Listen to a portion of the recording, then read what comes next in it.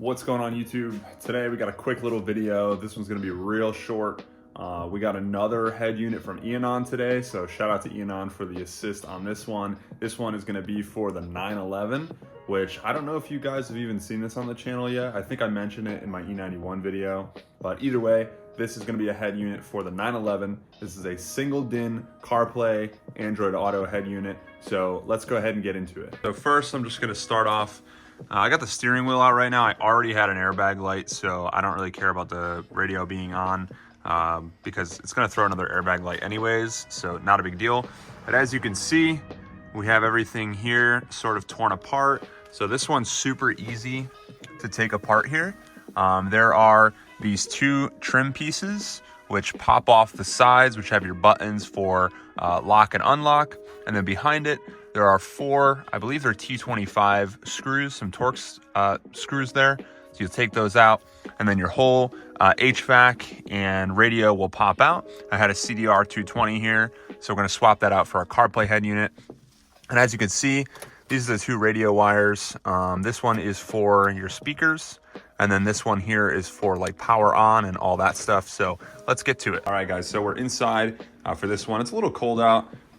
There's the boys. It's a little cold outside, still some snow, but either way, just wanted to go over what EONON sent me here. So shout out to Zoe again. This unit is the X3U. As you can see, a 6.3-inch touchscreen. This is wireless CarPlay, Android Auto, all that good stuff they get in a normal head unit.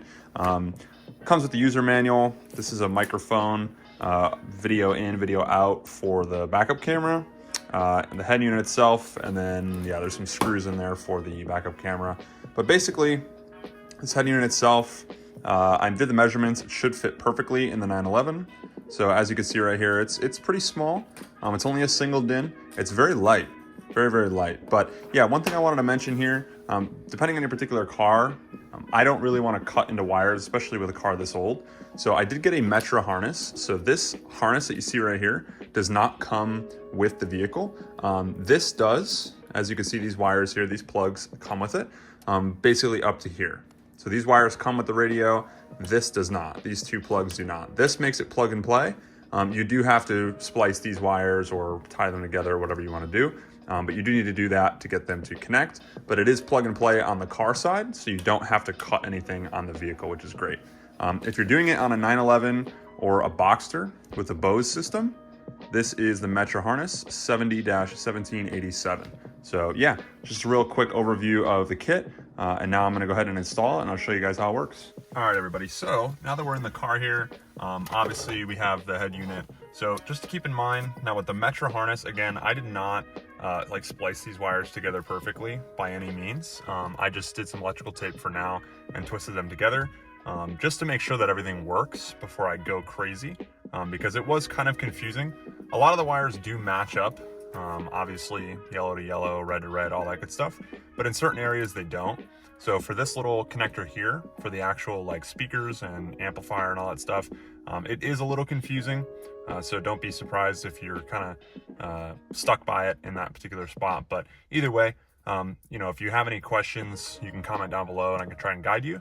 But definitely use the user manual for the EONON because it has all of the pinouts in it and all that stuff. And then in terms of the Metra harness, it also has the pinouts on the packaging, so that's good. And then if you go online and you need specific pinouts for your car, there are wiring diagrams and wiring pinouts for each specific vehicle anyway.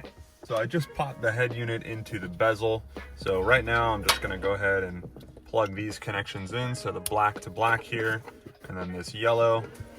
Let's see if I can get in here without destroying anything. But basically, the yellow comes and connects into the red here, just like that. And then so now we can come in here and plug in all of the HVAC wires nice and quickly. And then we'll go ahead and plug it all in. The hard part here is like fishing all of these wires through. That's gonna be the difficult part. But once you get it in, now we should be sitting in here pretty good. And then go like this. And I'll go ahead and screw these in and we'll be all set. Just putting in the last T25 here. And yeah, so it's in. Now, once you tighten it all in, now this is still kind of loose. I don't think it's gonna necessarily come out while I'm driving or anything like that. But at least for now, I'm just gonna go ahead and pop it in there like that. And I'll worry about it being, you know, some more secure later on down the road. But for now, it's in there. I'm not doing any crazy driving. Obviously, I have no steering wheel right now. So we'll go ahead and turn this on and see how it happens. So we're gonna go ahead and key this on. And just so you know, I went ahead and turned off my Bluetooth. So I won't show you guys CarPlay right away, just because you'll see that if I connect to Bluetooth, then obviously it won't work. But we'll go ahead and turn this volume all the way down. Yeah, so long story short, right now it's on, and you can go to do other things. So if you go to the home screen here up in the corner, it's pretty responsive, which is really nice. But yeah, you can adjust a lot of settings. So you can go to the radio, listen to the radio if you'd like, which is fine. Obviously I won't be using it for that. I'm using it for CarPlay. Again, here's the CarPlay screen, pins 4 zeros. It's pretty easy. I'm not plugged in right now because I don't have Bluetooth on, so I can record and it doesn't mess up the audio. Then we have Android Auto, which I don't have. USB, which you do have a nice USB port right here. Bluetooth, you could just use it for regular Bluetooth if you want. And then you can adjust the clock, which I will. Audio, video in. Your setup for everything. You can change the equalizer on the music. All that stuff. You can mess with the steering wheel, which I don't have any steering wheel buttons. This car's really old. But yeah, you can mess with the sound and all that good stuff. So it's a really nice unit.